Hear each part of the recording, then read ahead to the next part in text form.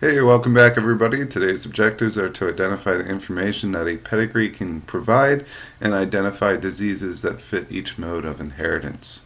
So during this tutorial we're going to take a look at a pedigree, and a pedigree is nothing more than a family tree that just shows the passing down of a single trait from generation to generation. The way that you read a pedigree is all blocks or all squares are male, all circles are female, and if someone is passing down a trait and that individual is affected, like this guy over here, the box will be shaded in, or the circle if it's a woman that's affected. Every horizontal line means that there's a relationship that produced an offspring. Every vertical line means that we're going from parents to their offspring, and if they're double connected like shown here, that means that there's a set of twins. Alright, we're going to go over the four modes of inheritance. We're going to take a look at the autosomal modes of inheritance, which are autosomal dominant and autosomal recessive, which are shown on the first, or found within the first 22 pairs of chromosomes. And then there's also X-linked, and that's the trait found on the genes on the sex chromosome, more specifically this X chromosome. Those types of inheritance are X-linked dominant and X-linked recessive. So let's start interpreting the pedigree chart, determine if the pedigree shows an autosomal or X-linked disease. In this one, it shows an autosomal dominant, and some of the characteristics that can be found within autosomal dominant pedigrees are the trait is common, and we could see that because half of the offspring are affected individuals. The trait is found in every generation, which it is, and the affected individuals transmit the trait to half of their offspring, which it does roughly. Alright, the way that we back up, we said that this is autosomal dominant. The way that we can further tell or prove that it's autosomal dominant is the disorder is dominant if one of the parents have the disorder, which it does. So it does fit that, so that is further backing up our dominant claim. And if the disorder is recessive, neither parent has to have the disorder. They can be heterozygous, and in this case they both do, so this also supports the recessive claim. So if we had a yes on the first one, both on the second one, the pedigree is usually dominant if there are many affected individuals, which there are. If it's recessive, it's more rare, and this is not rare by any means because there's one in every generation. So in this case, we're going to stick with our autosomal dominant transmission of the gene. Just like in math, we have to prove that this is the proper mode of inheritance. So we're going to prove that autosomal dominant is the proper mode. The way that we do this is we have to bring in alleles. And remember that you get an allele from mom and an allele from dad.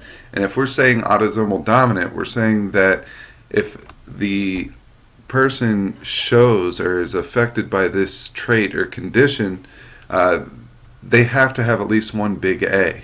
But they could have two big A's, or it could be a hybrid. We don't know just yet for sure, but we can probably prove this as we keep figuring out the pedigree here. So the second one has to be little a because it's not affected, and if it had one big A, it would be shaded in. Go down to the offspring. This one is little a. It's not affected, which means that this the father up here has to be big A, little a. Otherwise, if it was big A, one of these would have to be big A. So in order to keep this going here, this is little a, which makes this father big A, little a, which because that father could pass the big A, this can happen, and this can happen because both mom and dad are giving a little a to the offspring. As we go over here, it would be the same situation. It could be big A, little a. The father has to be little a because he is not shaded in. We come down here. This is doable because the mom has a big A, the dad has a little a it could give. Same with this one. And because this one's little a, we know that the mom up there must be big A, little a. Otherwise, she would have passed a big A down to here. But because she has a little a, she could pass that. And of course, dad's going to do the same thing. So the last generation down here, the parents are a hybrid and little a. So this is possible. And so is this, because big A is coming from dad, little a is coming from mom, and little a. So this is a proof of an autosomal dominant pedigree. We just proved that that is a possible mode of inheritance. Here is a list of autosomal dominant diseases that are passed down through the autosomes in the autosomal dominant inheritance pattern. These include Huntington's disease is the major one here, but take a look at these, read down through them. We're going to do a project later on with these diseases, so try to find one that you like. Alright, here's another pedigree chart, and this is showing you autosomal recessive. Some of the characteristics of an autosomal recessive pedigree is that the trait is rare, and here we have only 2 members of this pedigree that has the characteristic or the trait being passed down. Another autosomal recessive trait is that the trait often skips generations, so it won't be found in every generation. As you can see, neither parent here has the trait. And the trait can occur in males and females. This is just showing us that it's in 2 females, but if we would show the rest of the generations within that family, we would probably find them affected in both males and females. Alright, so now we have to try to figure out, we already know it's autosomal, we have to prove that it is recessive, and you can kind of look at the pedigree and see whether or not it's recessive or not. If the disorder is dominant, one of the parents must have the disorder, and neither one of the parents do. So if the disorder is recessive, neither parent has to have the disorder because they can be heterozygous. Well, this is just showing that they're homozygous recessive, which is saying recessive all over it. So we have an autosomal recessive pedigree. Just like the previous pedigree, we have to prove that it's autosomal recessive, and what that's saying is that in order to be shaded in, it has to be showing the recessive trait. So we only have 2 here. It's much more rare in an autosomal recessive.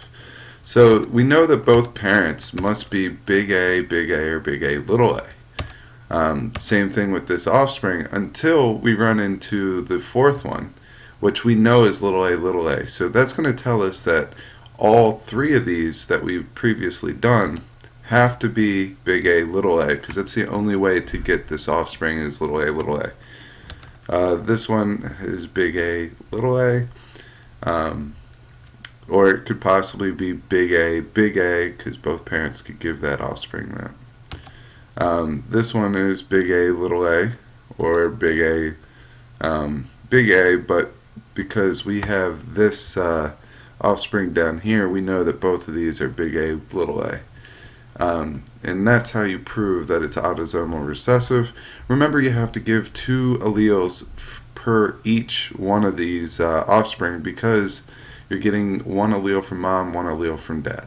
You could take a couple seconds and pause this video in order to look at some of the autosomal recessive disorders or diseases. Take a look, see if there's one that sticks out to you, and then you can choose whichever one that you like. You will have to choose one throughout all the diseases. Today's objectives were to identify the information that a pedigree can provide. We can tell a lot by a pedigree. We can look at it like a family tree and see who marries who, or who had a relationship with who, and who produced which offspring, and whether or not traits were passed down from parents to offspring. So we could tell a lot about a pedigree. We also looked at 2 of the 4 ways in which traits can be passed down or inherited, and we identified some of the diseases that went with these 2 modes. The 2 modes that we went over were autosomal dominant and autosomal recessive.